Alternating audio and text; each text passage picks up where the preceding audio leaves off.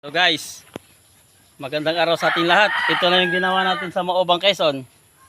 Ito na yung tinatawag natin capsule na ito, na kubo. Parang capsule. Tignan nyo oh.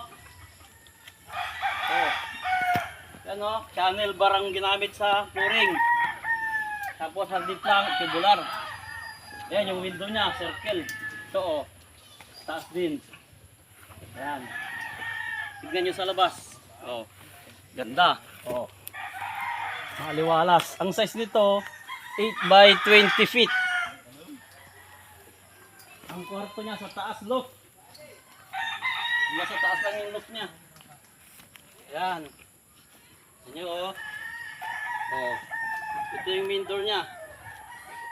Hello. Yan yung mga uning niya. Punta natin sa likod.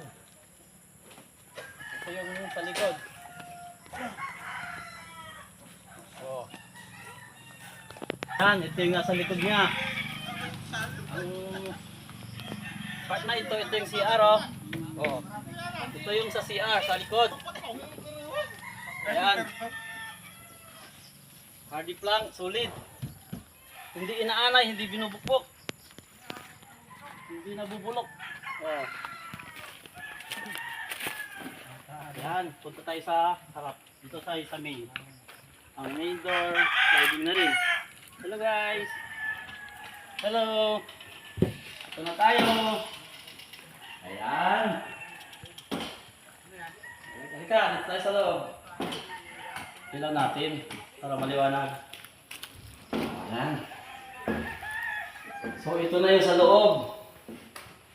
Kulang na lang yung sofa. Lagyan ng sofa. Ito yung sangga niya. Hello guys, dito tayo. Ito. Ayan. Ayan. Oh. Natin. Hello. Kaya tayo sa taas. Ito pala yung loft natin. Ayun. Yun yung loft. Ayun o, yung bed niya sa taas. Yung loft niya, nasa tuktok. Ayan guys.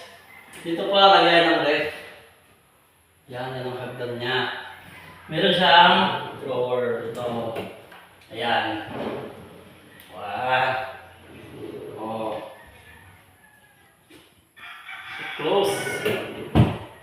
Yan.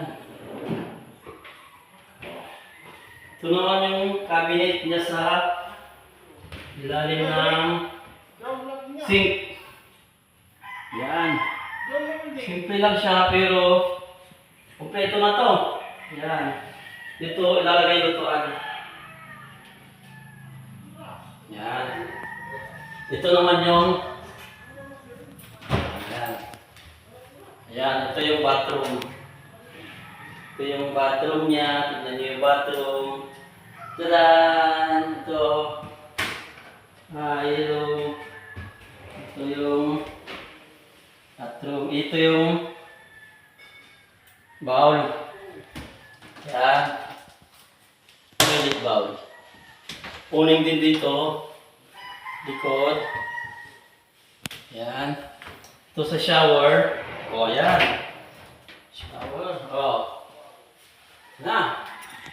Hello. Ito naman yung vanity. Yan. Malit lang siya pero yan. Mayroon lahat siya. Kompleto. Pwede sa mag-asawa. Meron din siyang uning. Oh, yan. Hello! Ayan.